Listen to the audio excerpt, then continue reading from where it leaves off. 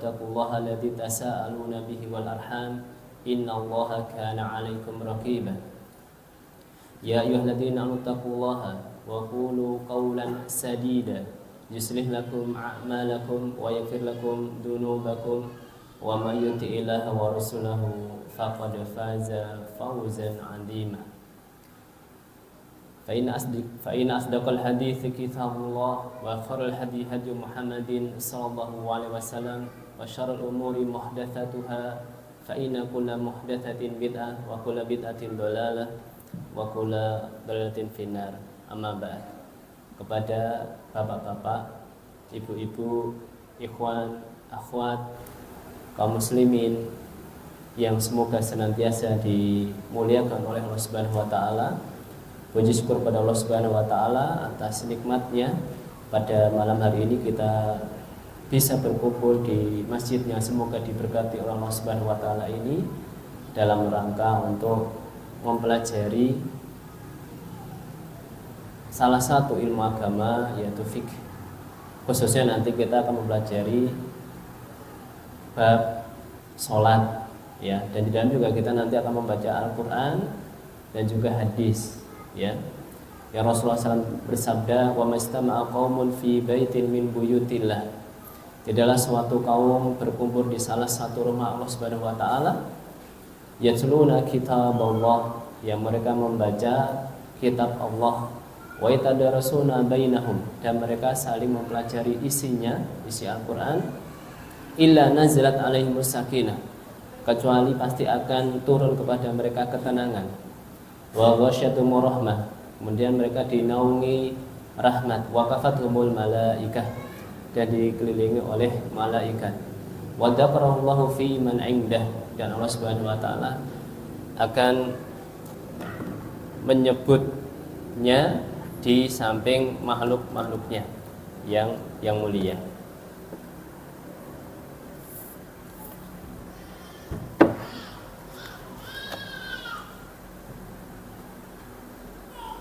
Jadi semoga kita yang berkumpul di masjid ini masuk ke dalam hadis yang disabdakan oleh Rasulullah Sallallahu Alaihi Wasallam ini, dan kehadiran kita di majelis ini semoga itu menjadi tanda bahasanya Allah Subhanahu wa taala memberi kita kebaikan.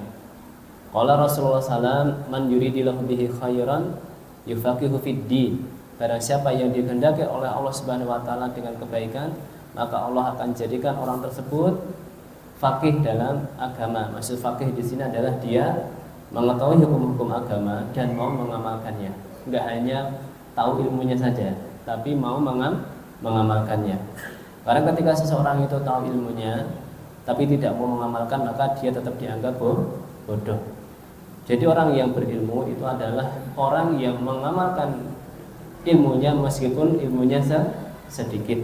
Adapun orang yang bodoh adalah dia yang tidak mau mengamalkan ilmunya meskipun ilmunya banyak.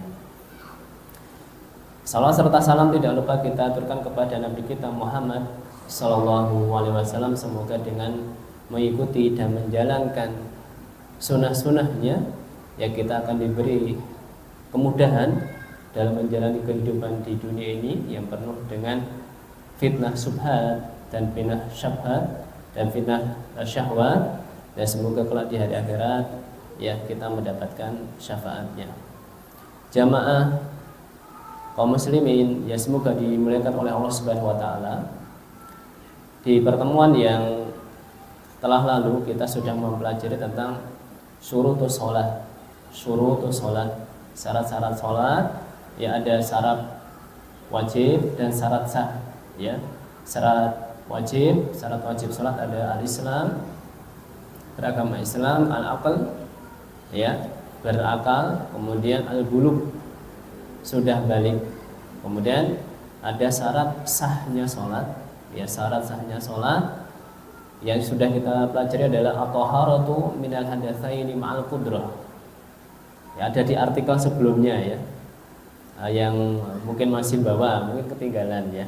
Yang keempat adalah bersuci dari hadas besar dan hadas kecil. Kemudian yang kelima adalah dukhulul waqti lis sholatil muaqqatah. Ya telah masuk waktu sholat yang ditentukan. Kemudian yang terakhir kemarin kita sudah bahas tentang satrul aurati ma'al qudrah bisya'in la yasiful basyarah. Menutup aurat ya disertai kemampuan untuk melakukannya dengan sesuatu yang tidak ya mensifati atau menunjukkan kulit ya, baik itu bentuknya maupun warnanya. Sekarang kita selesaikan tentang arkanus sholati yang ketujuh. Mohon maaf di sini rukun ya. Jadi syaratnya belum selesai. Sekarang kita masuk syarat yang ketujuh.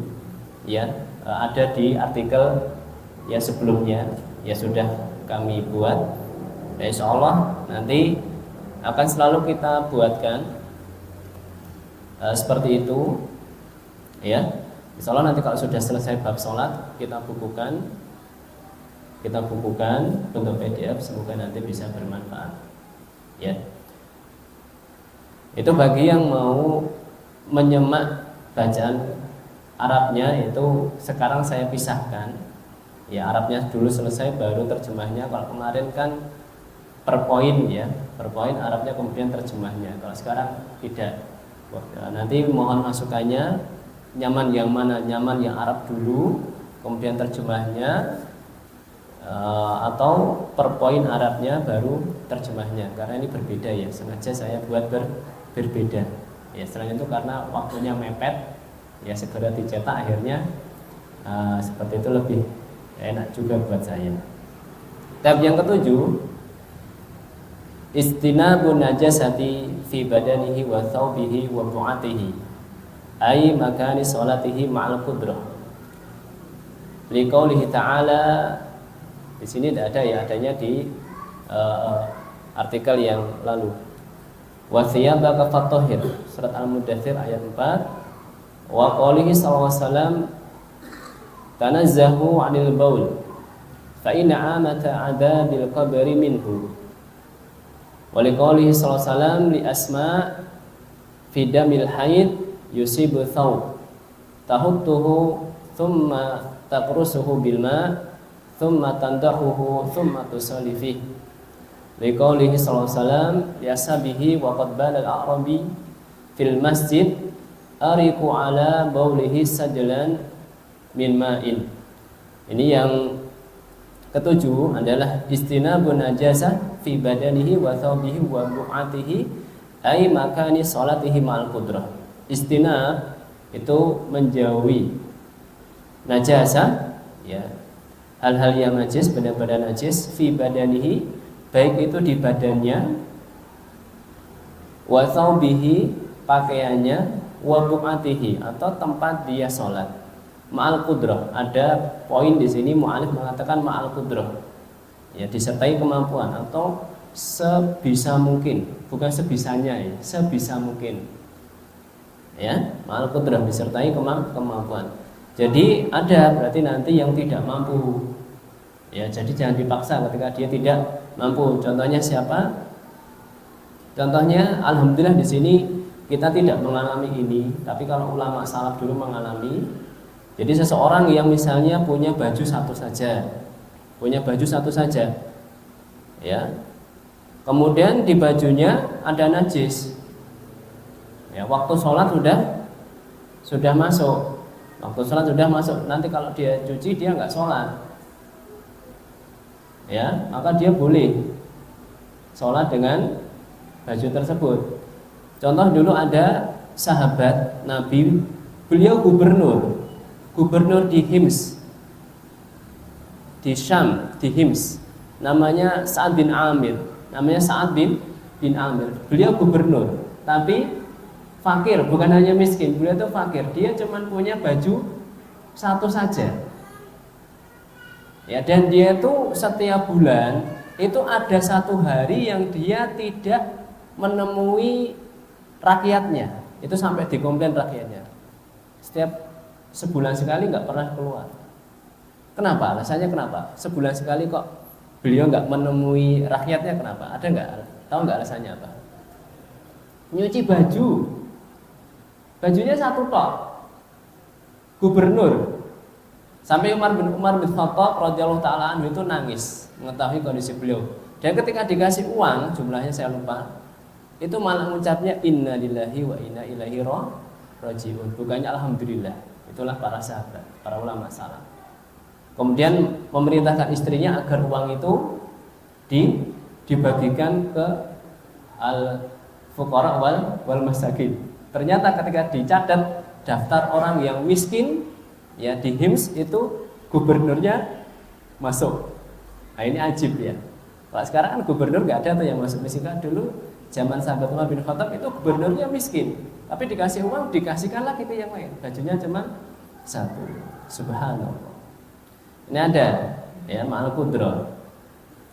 Kemudian yang kedua contohnya adalah ya orang yang najis di tempatnya misalnya, misalul masjun, misal orang yang di penjara yang super ketat misalnya, dan dia mau nggak mau harus apa-apa di situ, ya mau apa, Allahul musta'an ya, BAK di situ, BAP di situ, dia pun harus sholat di situ, dia di penjara misalnya, masjun.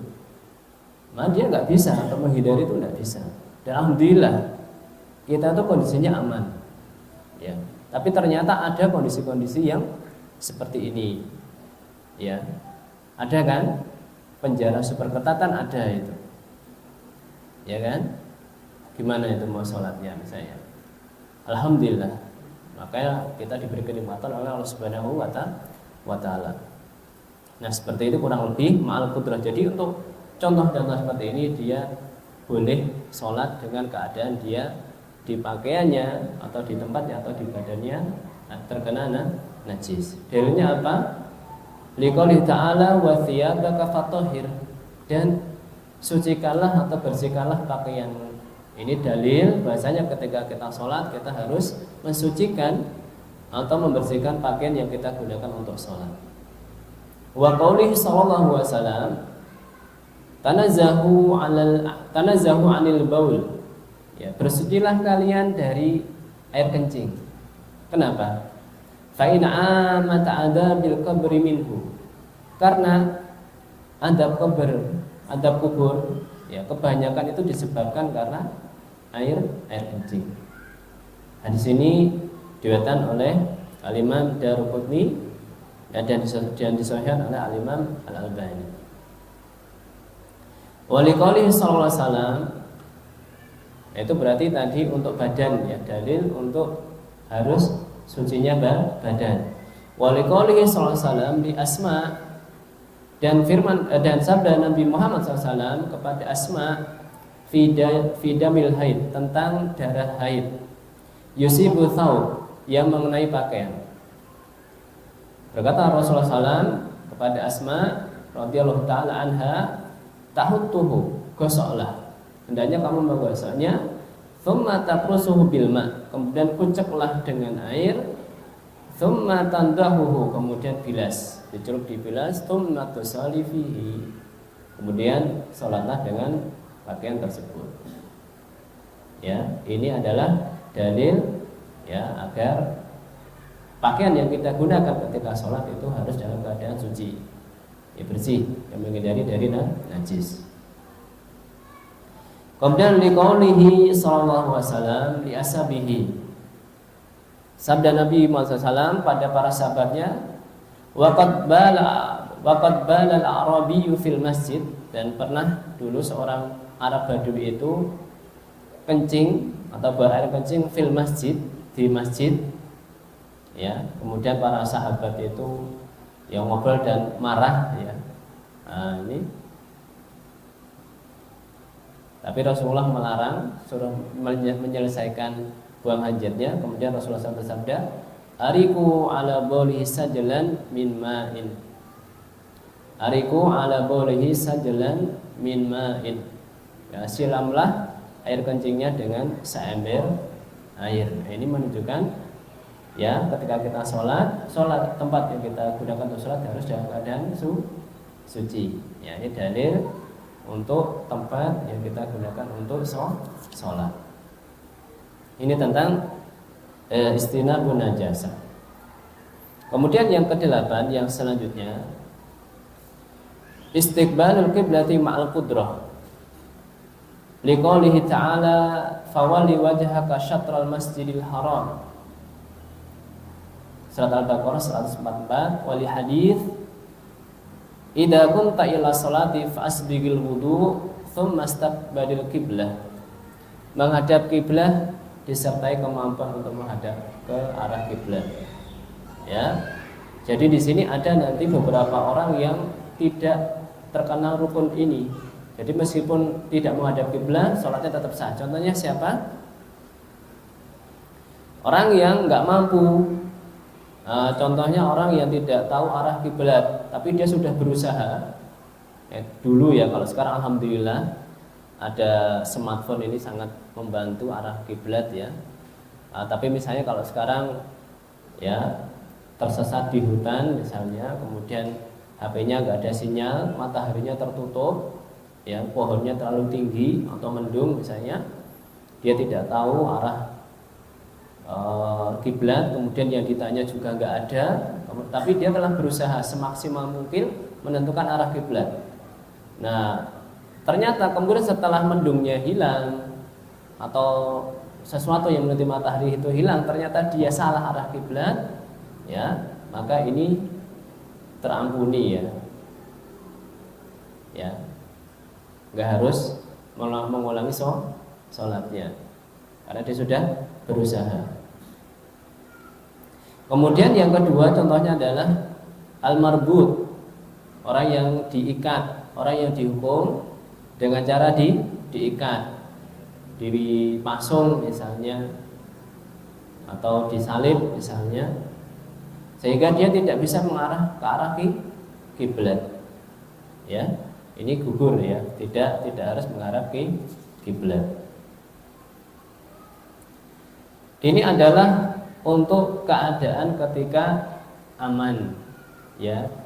Menghadap kiblat ini jadi rukun ketika aman. Adapun kalau ketika salat khauf, maka rukun yang ke-8 ini gugur ya. Salat khauf. Ya, nanti insyaallah kita akan pelajari bab salat khauf pada babnya ya. Kalau salat khauf nanti tidak harus menghadap kiblat. Ya, kemudian yang ke-8 ini juga tidak berlaku bagi seseorang yang sholat nafilah di atas kendaraannya. Sholat nafilah ya, sholat sunnah di atas kendaraannya. Begitu juga bagi orang yang sakit. Misalnya orang di opnam misalnya, ya dia kan nggak mungkin nyuruh anaknya geser-geser kasurnya, atau dia juga gerak-gerak misalnya wa'iyatubillah tulang punggungnya patah misalnya, kalau digeser malah semakin parah sakitnya, ya udah sholat dengan kondisi apa adanya dia ketika sakit tersebut ya. La yukallifullahu nafsan illa wus'aha, dalilnya Allah Subhanahu wa taala tidak membebani ya seseorang kecuali dia mampu untuk melaksanakannya. Dalilnya apa? Liqaulihi ta'ala fawalli wajhaka syatral masjidil haram. Maka hadapkanlah wajahmu ke arah Masjid Al-Haram. Wali hadis, dan berdasarkan hadis Nabi Muhammad SAW, idza kunta ila sholati, apabila kamu berdiri hendak mengerjakan salat, fa'asbighil wudu, maka sempurnakanlah wudu, tsumma istaqbil qiblah, kemudian menghadaplah ke kiblat. Hadis ini diriwayatkan oleh Imam Bukhari dan Imam Muslim ya. Yang ke-8 adalah menghadap kiblat disertai kemampuan untuk menghadap ke arah kiblat. Yang ke-9 an-niyah, niat ya, yang ke-9 adalah niat. Wala tasqutu bihalin. Niat itu tidak gugur, tidak boleh hilang bihalin, dalam keadaan apapun. Kalau yang lain tadi kan ma'al qudrah, kenapa tetap harus ada, enggak boleh gugur? Karena seseorang itu tidak mungkin tidak mampu berniat. Seseorang itu tidak mungkin tidak mampu berniat, karena an-niyatu mahaluha al-qalbu, karena niat tempatnya di dalam hati. Mau diikat kek, mau dipenjara kek, gitu kan? Kondisinya apapun, mau sakit, orang itu berpasti bisa berniat. Li hadithi Umar, berdasarkan hadis Umar, innamal a'malu binniyat, sesungguhnya amal itu bergantung dengan niatnya. Wa mahaluhal qalbu, dan tempat niat itu di hati. Wa mahaluhal qalbu, makanya di sini tidak gugur niat itu. Ya.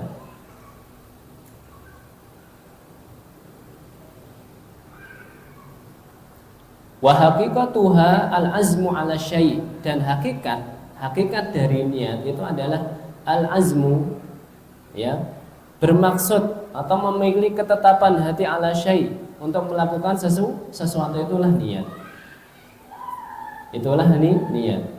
Wala yushra'u at-talaffudu biha, dan tidak disyariatkan, ya, mengucapkan lafaz niat.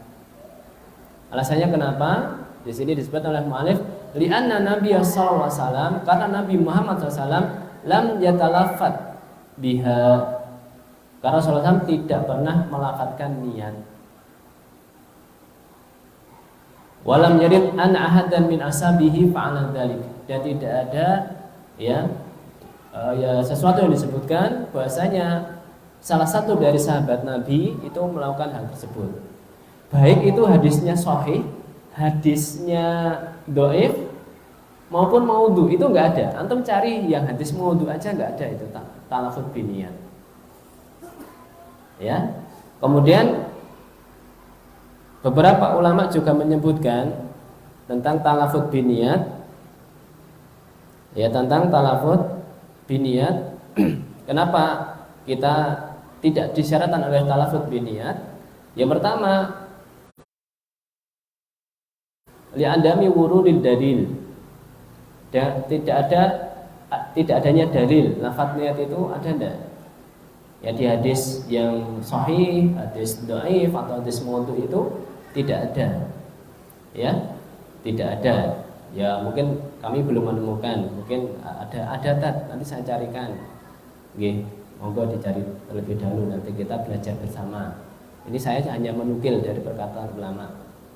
Kemudian yang kedua, aku berniat itu untuk ngasih tahu Allah Subhanahu wa taala. Bahasanya aku mau sholat. Ya, kalau niat kita talaffuz itu ngasih tahu Allah Subhanahu wa taala, ini namanya kita secara tidak langsung merendahkan akidah kita.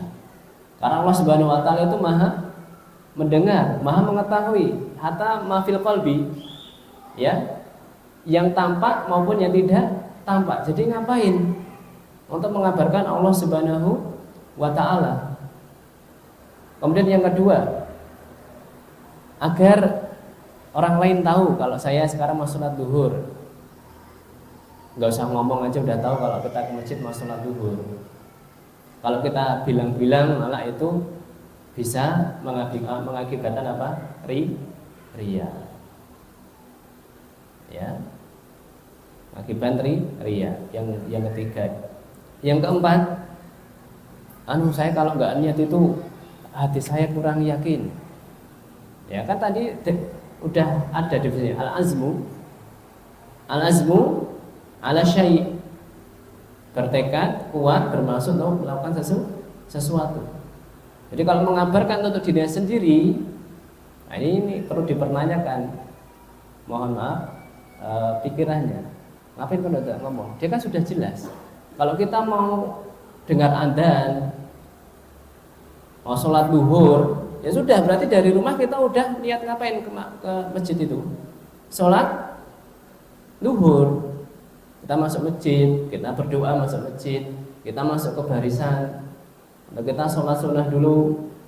Ya, kalau masbuk ya langsung masuk barisan. Berarti kan sudah menunjukkan bahwasanya dia berniat untuk sholat duhur, ya, nggak usah diucapkan. Ini kaitannya dengan niat. Jadi ini kalau bisa kita hafalkan syarat sahnya sholat dan ada syarat wajib sholat. Syarat wajib sholat, Islam, berakal, balik. Kemudian syarat sahnya sholat, toharoh, ya, suci dari hadas besar dan kecil. Kemudian telah masuk waktu sholat, kemudian menutup aurat, kemudian ya menjauhi najis di badan, pakaian dan tempat sholat. Kemudian yang kedelapan adalah menghadap kiblat. Yang kesembilan adalah niat.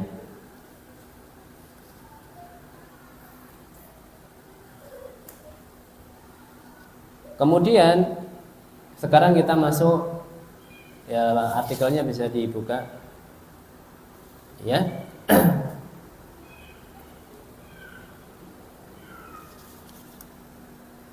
Arkanus sholati, rukun-rukun salat. Rukun-rukun salat. Ya, rukun-rukun salat. Sebelum kita mulai, kita mau tahu dulu perbedaannya. Apa perbedaannya syarat dengan rukun? Syarat dengan rukun, meskipun nanti juga dibahas sama mu'alif. Kalau syarat itu sebelum sholat, ya kan?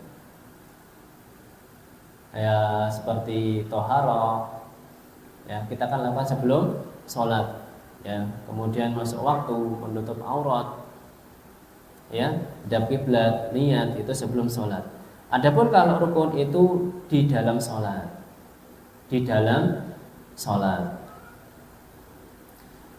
Kalau syarat itu harus senantiasa ada dari awal sholat sampai akhir sholat. Misalnya toharoh, itu sebelum sholat sampai akhir kita salam harus ada terus itu, suci itu.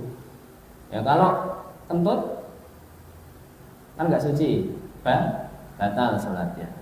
Adapun kalau rukun itu berganti. Kalau sudah selesai rukun yang satu, ganti rukun yang lain. Ini membedakan ya. Nanti kalau antum ditanya, toharoh itu syarat atau rukun?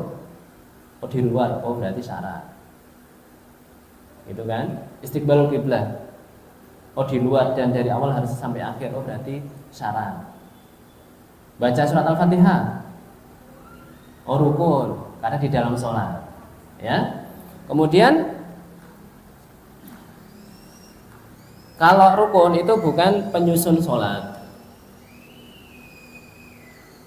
Kalau syarat itu bukan penyusun sholat, tapi kalau rukun itu dia menjadi penyusun sholat. Jadi sholat itu terdiri dari beberapa rukun. Itu perbedaan antara syarat dan rukun. Kemudian sekarang kita bahas, saya akan bacakan dulu yang bisa bahasa Arab. Nanti kalau saya salah baca mohon dikoreksi. Yang masih proses belajar nanti bisa latihan untuk membaca, jenggoti. Bagi yang nggak pengen belajar bahasa Arab, yang minimal tahu inilah bahasa Arab, ya. Al-arkan hiya ma tatakawwanu minha al-ibadatu wa la tasihul ibadatu illa biha wal farqu bainaha wa baina syuruti anna syarta yataqaddamu 'ala al-ibadati wa yastamiru ma'aha wa amal arkanu fahiya allati tashtamilu 'alaiha al-ibadatu min aqwalin wa af'alin. Rukun adalah sesuatu yang membentuk ibadah, karena ibadah itu terdiri dari beberapa rukun.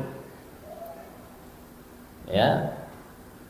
Wala tasihu al-ibadatu illa biha, dan ibadah itu tidak sah kecuali kita kerjakan semua rukunnya.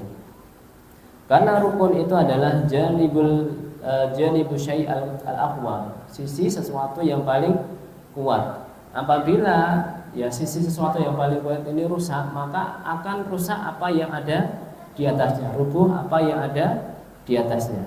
Jadi misalnya sholat itu terdiri dari beberapa rukun. Kalau satu ini rusak, maka bangunan sholat itu akan rusak. Maka itulah disebut rukun. Jadi harus terpenuhi.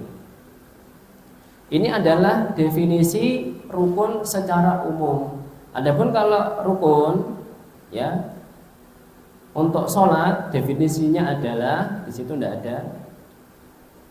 Ya, al-ajza'u sholati allati la tatimu as-sholatu illa biha. Bagian-bagian sholat yang sholat tidak sempurna atau tidak dianggap sah kecuali rukun-rukun itu dikerjakan. Jadi kalau rukun itu tidak ada satu saja, maka sholat dianggap tidak ada. Sholatnya dianggap tidak sah. Wal farqu bainaha wa baina syurut, dan perbedaan antara rukun dan syarat. Yang pertama, anna syarta yataqaddamu 'alal ibadati. Ya, bahasanya syarat mendahului ibadah. Jadi ada di luar ibadah. Tadi sudah kami sampaikan. Ya. Ada di luar ibadah. Wa yastamiru ma'aha, dan harus selalu ada dari awal ibadah sampai akhir. Ya, syarat-syarat tadi dari awal sampai akhir, thaharah, ya, istinabun najasa, istiqbalul qiblah, niat, ya, wa ghairu dzalik, dan lain sebagainya. Wa amal arkan, dan adapun rukun, fahiyalati tashtamilu 'alaiha al-ibadatu min aqwalin wa af'al. Ya, adapun rukun adalah sesuatu yang dicakup oleh ibadah, baik berupa perkataan maupun perbuatan. Jadi rukun nanti ada yang berupa perkataan, ada perkataan dan perbuatan yang dicakup dalam sebuah ibadah, dan itu harus ada. Ya, itulah definisi rukun. Kemudian selanjutnya, wa arkanuha arba'ata asyara ruknan, wala tasqutu 'amdan wala sahwan wala jahlan, wa bayanuha kama yali. Rukun-rukun salat arba'ata asyara ruknan, ada 14. Dan saya baca di kitab lain kok ada yang 12 dan lain sebagainya. Ya, karena di sini penetapannya adalah dengan ijtihad ulama. Nah, karena kita sekarang membahas kitab ini, ya kita ikuti apa yang ada di isi kitab ini. Tapi mungkin perlu diketahui ya, ketika mungkin nanti saudara kita rukun sholat itu ada 12, bukan 14 atau 13, atau ada yang mengatakan 15 misalnya. Jadi ada sebab-sebab ikhtilaf bainal ulama, sebab-sebab perbedaan di antara ulama. Yang pertama adalah ikhtilaful fahmi. Ini disampaikan oleh Syekh bin Baz. Yang pertama adalah ikhtilaful fahmi, perbedaan dalam memahami. Ya. Mustahid juga kadang benar, kadang keliru. Jadi ikhtilaful fahmi. Yang kedua adalah ikhtilafu fi ittila'i 'alal adillah.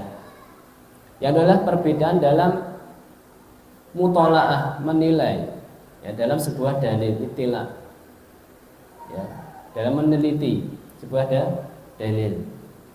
Ya, bisa nanti yang sana menganggap ini hadisnya sahih, ini menganggapnya hadisnya dhaif, sehingga yang sahih mengamalkan, yang dhaif tidak mengamalkan. Ya.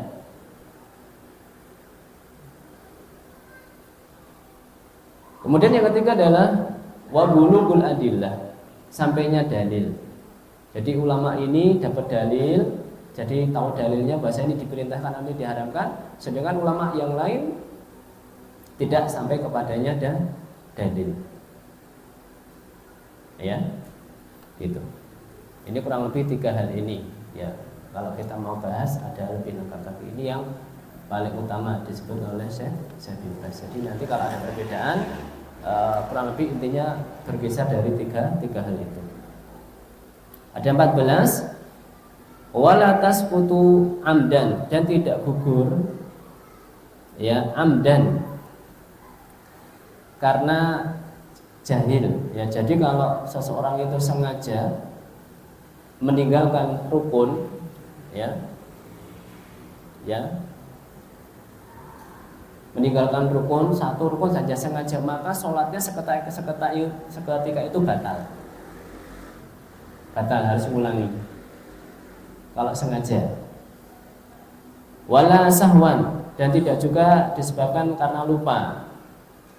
Ya, lupa. Kalau lupa itu, kalau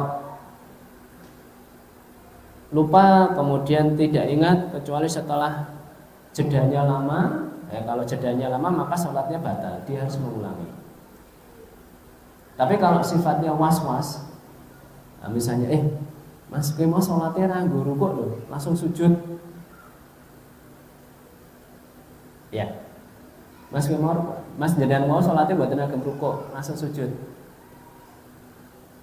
Nah, yang ini kalau antum yakin, antum tadi sudah rukuk, ya ini berarti was-was sifatnya. Karena al-yakin la yazulu bisyak.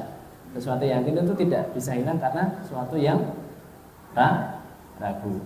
Kemudian kalau beda lagi kalau banyak ya, hampir semua orang ingatkan antum, Mas ngapunten mau jenengan dereng rukuk langsung sujud.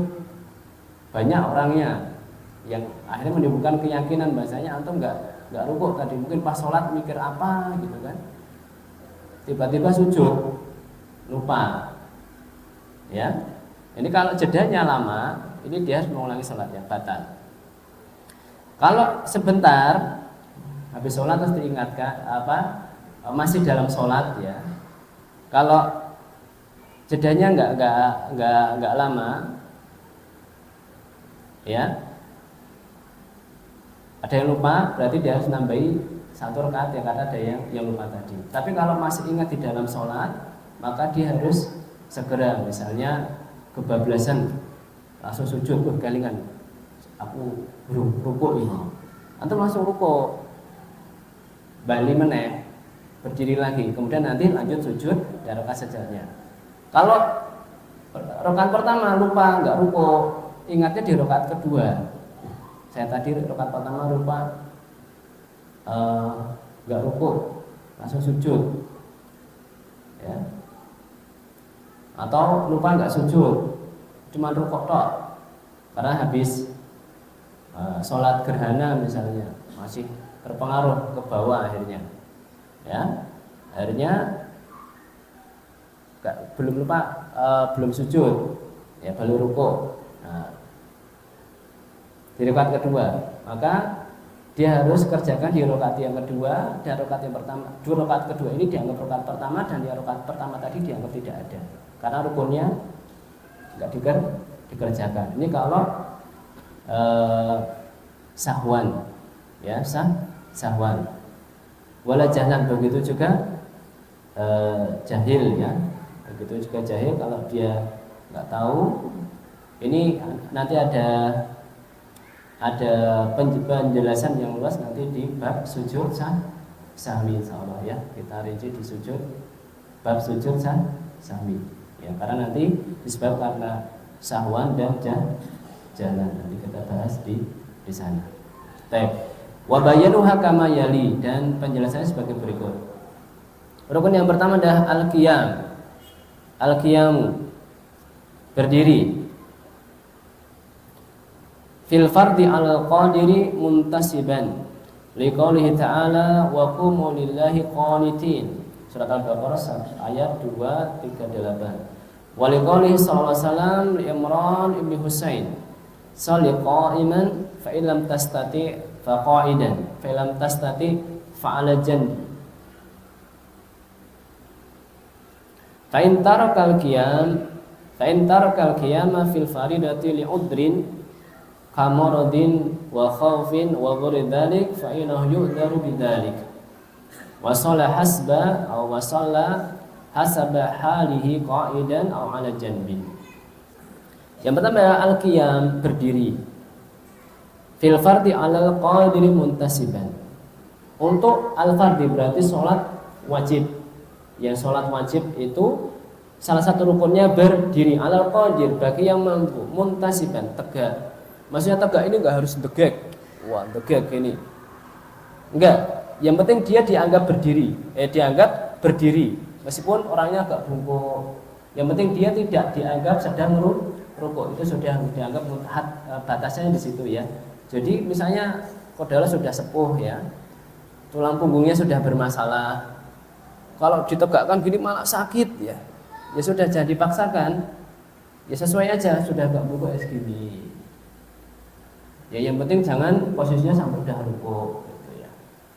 Nanti tidak malah sakit, muntasibah. Jadi hadnya adalah orang itu tidak dianggap batasannya orang itu tidak dianggap sedang rukuk.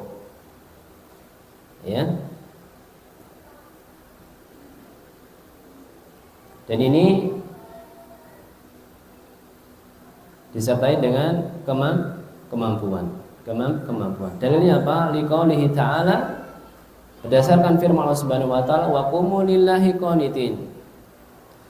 Dan laksanakanlah salat pada Allah Subhanahu wa taala atau untuk Allah Subhanahu wa taala qanitin, dalam keadaan khusyuk. Nah, dalilnya. Wali qaulihi sallallahu alaihi wasallam li Imran bin Husain, dan berdasarkan sabda Nabi Muhammad sallallahu alaihi wasallam kepada sahabat Imran bin Husain, sholli qa'iman. Ini untuk salat wajib ya. Sholli qa'iman, salatnya berdiri. Fa ilam tastati fa qa'idan. Apabila tidak mampu maka sambil duduk. Duduknya yang sunnah adalah bersila, mutarabbi, tarabbu dengan bersila, tarabbu. Ya, yang disunahkan adalah bitarabbu. Falam tastati fa qa'idan. Kalau tidak mampu sambil duduk. Ini ada khilaf yang banyak di antara ulama, tidak mampunya gimana? Ya, jadi diantaranya kalau nanti dia sedang sakit, kalau dia berdiri menambah parah sakitnya, ya dia boleh duduk. Atau orang tua yang benar-benar nanti kalau setelah dari sujud rukuk nggak bisa bangun lagi, yang penting dia duduk dan sebagai sebabnya. Nah, tapi ada ulama yang mengatakan bahasanya terkadang orang itu bisa berdiri untuk urusan dunia, sahih enggak? Tapi ketika sholat dia duduk. Ada kan? Pernah kita melihat, wah bisa jalan ke masjid, jalan gitu. Pas di masjid pakai kursi, takbir juga pakai kursi. Ya, pas jadi mandor nyuruh anak buahnya bisa sambil berdiri. Pas sholat sambil duduk. Nah, ini nggak boleh, tetap harus berdiri. Meskipun dia harus bersandar kan pada sesuatu. Kadang kita bermudah-mudahan dalam hal ini. Ya, ada kisahnya Syekh Abdul Razak bin Abdul Muhsin Al-Abad Al-Badr ya. Ketika melihat seorang Indonesia yang sholat berdiri dengan satu kaki. Padahal kalau dia agak undur, ini undur banget ya, kakinya satu loh, berdiri pakai kaki satu loh. Tapi mampu berdiri, ya dia berdiri. Masya Allah. Ya, kemudian juga kemarin ada yang ngirim kisah seorang kakek umur 70 tahun ya udah pakai tongkat berdiri ya sholat. Tapi kalau memang nanti dengan berdiri kok jadi sakit, memperparah sakitnya dan sebagainya, nah ini faqaidan. Falam tastati fa'ala janbin. Dan jika tidak mampu sambil duduk maka sambil tidur. Nah, ada alasannya di situ. Fa in tarakal qiyam fil fardhah li udrin, jika meninggalkan atau tidak berdiri, meninggalkan berdiri fil fardhah dalam sholat wajib li udrin karena suatu alasan, karena suatu sebab, kamaradin seperti sakit, ya sakit yang nanti kalau berdiri sakitnya nggak sembuh-sembuh, atau memang dia nggak bisa berdiri karena suatu sebab, wa khaufin atau karena takut. Nanti ada di bab sholat khauf ya, wa khaufin ya. Misalnya dia ada di balik beteng gitu kan, di atasnya ada peluru seliwar-seliwar ya, misalnya dia sniper misalnya kan, seliwar-seliwar kan, bakal berdiri ketembak. Nah, berarti nggak mampu khauf. Nah, nanti ada di bab sholat khauf. Wa ghairi dzalik dan lain sebagainya. Ya, contoh yang lainnya misalnya kondisi terikat. Ya, kondisi terikat, dipasung, ini mau berdiri bagaimana? Ya. Dan lain sebagainya. Yang intinya menyebabkan dia tidak bisa berdiri. Fainahu yu'daru bidzalik, maka dia diampuni karena ada alasan tersebut. Wa yusalli, dan dia sholat, wa yusalli, dan dia sholat hasba halihi, sesuai dengan keadaannya. Qa'idan bisa berupa duduk, sambil duduk, au ala janbi, atau sambil tidur terlentang, ya. Berbaring. Tahap selanjutnya bisa dilihat teks Arabnya. Amma salatun nafilati fa innal qiyama fiha sunnatun wa laysa ruknan. Lakinna salatal qa'imi fiha afdalu min salatil qa'idi. Liqauli sallallahu alaihi wasallam, salatul qa'idi ala nisfi min salatil qa'imi. Ya, amma salatun nafilah, adapun salat nafilah, salat sunnah, salat rawatib, salat malam, salat duha, fa innal qiyama fiha sunnatun wa laysa ruknan. Berdiri di dalam salat-salat sunnah tersebut, diberi dalam salat-salat hukumnya sunnah. Wa laysa ruknan, dan bukan rukun. Ya, misalnya kalau antum ya salat malam, ya itu juga boleh sambil buka mushaf, sambil baca mushaf, sambil duduk, ya satu rakaatnya ya satu lembar, ya kan 20 halaman, selesai nanti pas satu juz. Nah, biar antum nggak capek ya sambil duduk. Nah, belum pernah nyoba. Saya juga belum pernah. Ya. Tapi ini boleh karena berdiri sunnah. Ya, daripada mungkin kalau kita berdiri satu juz capek, ya udah sambil duduk. Sambil baca Quran, dibaca. Ya. Satu malam satu juz. Ya. Laisa ruknan, dan bukan rukun, ini untuk sholat nafilah, ya. Begitu juga sholat duha, sholat witir dan sebagainya. Tapi ada sesuatu yang membedakan. Lakinna sholatal qa'imi, tetapi sholat sambil berdiri, fiha, dalam sholat sunnah, afdal, lebih utama, lebih afdal min sholatil qa'id, daripada sholat duduk. Wa adamu ajar, dan lebih banyak pahalanya. Apa dalilnya? Liqaulih sallallahu alaihi wasallam, sholatul qa'idi ala nisfi min sholatil qa'im. Ya, salat sambil duduk, ya pahalanya setengah, ya dari salat sambil duduk, ya. Sambil berdiri, ya. Salat sambil duduk pahalanya setengah dari salat sambil berdiri. Apa ada salah?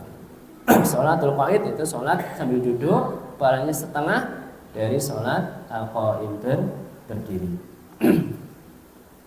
Ya, jadi kalau sambil berdiri pahalanya lebih besar dan lebih afdal. Tapi mungkin kadang kan sakit atau apa, nah itu boleh sambil duduk. Ya karena sunnah, bukan rukun, itu untuk sholat sunnah.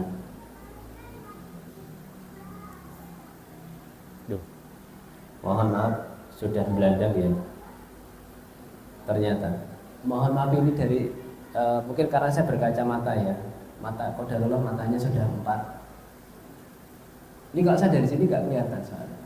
Entah minus saya yang tambah atau nyelorot itu nggak lihat ya. Saya lihat jam sudah selesai, mungkin bisa dicukupkan di sini dulu ya sampai al-qiyam. Insya Allah berarti untuk pertemuan yang datang kita masih bahas tentang rukun-rukun sholat. Ini bisa dibawa lagi ya, bisa untuk belajar bahasa Arab juga, jenggoti gitu ya. Dan bagi yang ingin belajar bahasa Arab ya, Masya Allah sekarang ada beberapa tempat yang itu dibuka, tempat-tempat untuk berbahasa Arab. Ini yang bisa kami sampaikan. Mohon maaf kalau sampai melebihi batas waktu yang ditentukan oleh panitia. Ya betul ya, itu sudah 40 menit lebih. Iya, lebih 8 menit. Mohon maaf kalau sampai belandang. Insyaallah nanti pertemuan yang akan datang kita lanjutkan rukun-rukun sholat yang yang lain, kurang lebihnya mohon maaf.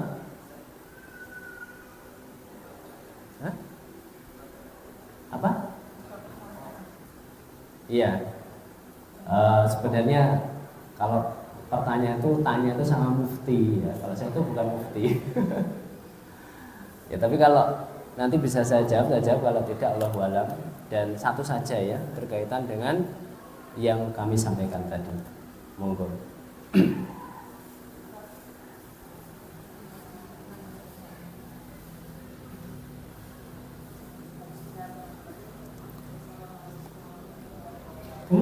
Waalaikumsalam warahmatullahi wabarakatuh. Terima kasih atas waktu yang telah diberikan. Ini terkait dengan salat juga. Untuk ketika berdiri persiapan salat, biasanya imam itu kan sebelum memulai salat mengucapkan subuh-subuh ketika untuk merapatkan shaf.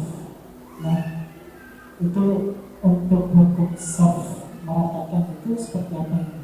Mungkin bisa lebih jelas sehingga kita ketika berdiri jamaah menjadi makmum itu untuk merapatkan shaf, karena beberapa kali kami pernah mengalami sendiri ketika kita mau merapatkan shaf di kaki ya, dengan yang di samping kita sebelah kiri maupun kanan, itu ada yang kita mau merapatkan kaki dia bergeser terus gitu. Jadi mungkin bisa diberikan penjelasan lebih jelas sehingga kita lebih paham masalah merapatkan shaf ketika sholat. Karena ketika imam menyampaikan subuh-subuh itu kan termasuk perintah untuk merapatkan dan meluruskan shaf. Mungkin hanya itu. Terima kasih.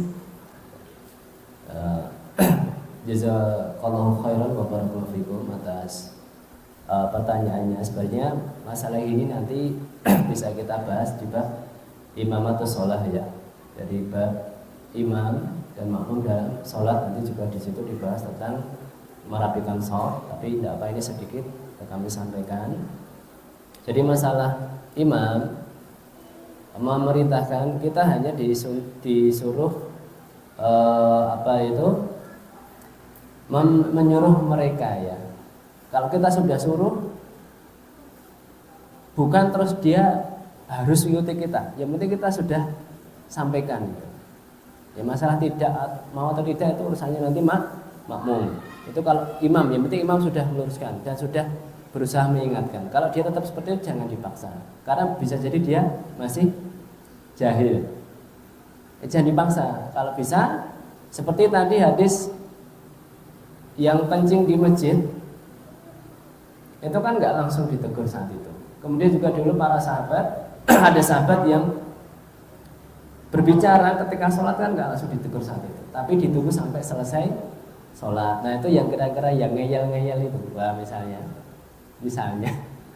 santri itu di sekolah atau misalnya ya, nah itu kita datangi, kita nasihati baik-baik. Ya seperti yang orang yang kencing di masjid itu kan ditemui di baik-baik. Kemudian orang yang ngomong itu kan saya temui baik-baik. Akhirnya dia kan